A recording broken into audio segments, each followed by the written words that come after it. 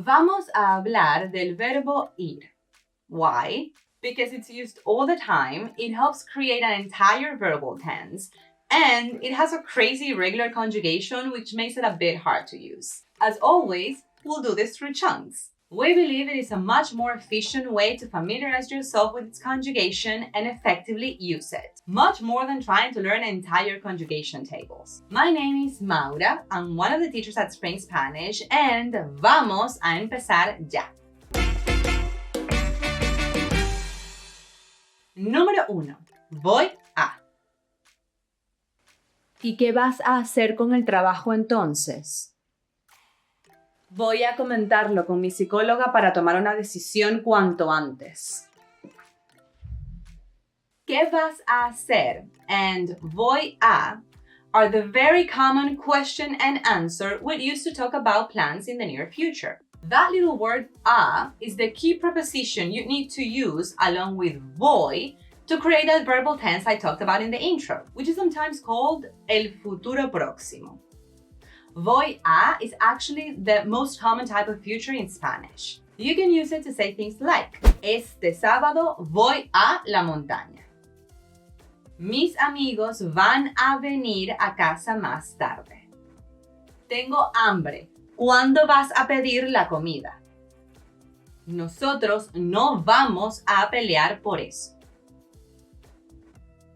As you can see, we use this to talk about decisions, plans, things that are either certain or very likely to happen in the near future. Much like going to is used in English, which is why you can consider this a fairly stable equivalence between the two languages. Número 2. Common chunks in any tense. ¿Qué tal te fue con la psicóloga? ¿Tomaste una decisión? Sí, me fue genial, como siempre. Al final voy a ir mañana a la oficina a hablar con mi jefe y dependiendo de lo que me diga, vamos viendo. Voy a ir a la oficina. After this chunk, you can use either a place, like I did with a la oficina, or a verb, as in voy a ir a comprar pan. Just as it would happen in English, you can use two ir verbs together. Meaning, you can say voy a and then say ir. ¿Qué tal te fue? You could also use this as a substitute to ¿cómo estás? If you use it in the present tense. ¿Qué tal te va? For more alternatives to ¿cómo estás? Make sure to check Maria Fernanda's video on the subject. As I've used it in the role play in the past tense, it's more about how something went. Before I forget, stay till the end if you want to go over the conjugation in the present tense through chunks. As I've said, we believe it'll be increasingly easier for you to remember that than actually memorizing the conjugation table. Other common chunks with voy would be me voy a pie. Voy can be paired with a and with en to talk about transportation. So you can also say me voy en carro. To understand the difference between a and en, you can check the video I made about it right here.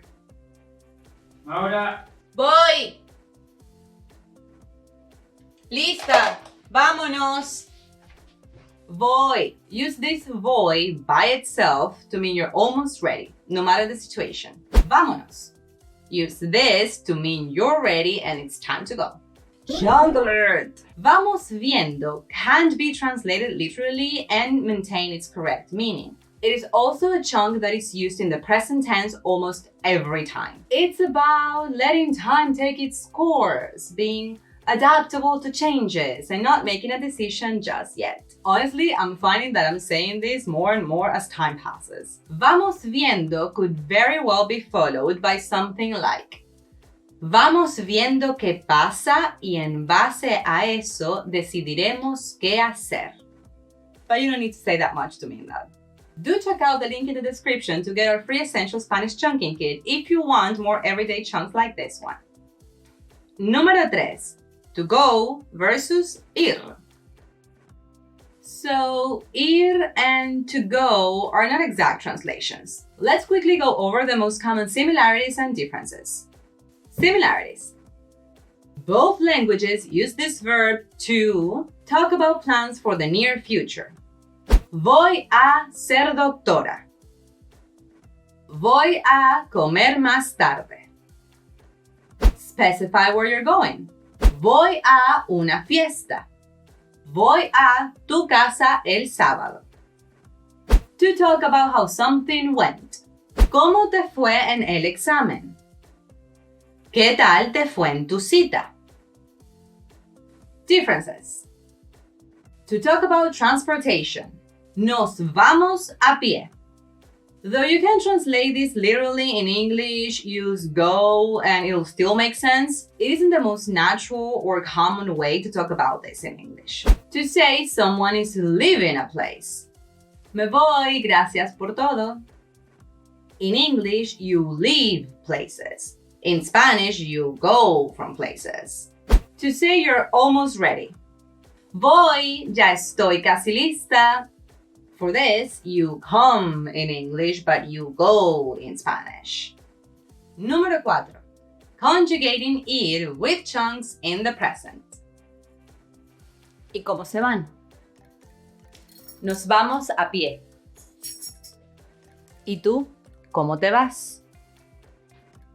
If you're going on foot, the right answer would be me voy a pie. Now, let's use this as your chunk to practice conjugating ir in the present tense. Yo voy. Me voy a pie. Tú vas. Te vas a pie. Ella, él, eso, va. Se va a pie. Nosotras, nosotros, vamos. Nos vamos a pie. Ustedes, ellas, ellos van. Se van a pie. Now, let's put all of this into actual practice, shall we? Fill in the blanks for me and leave your answer in the comments. Mañana, blank, cenar con mis tíos. Hola, ¿qué tal te? Blank. Despídete de tus primas que ya se blank. Ir is one of the most important irregular verbs in Spanish. But wait, there are others. Other very important irregular verbs that you have to know and be able to use. Chunks to the rescue, let's learn the 13 more important ones right now here.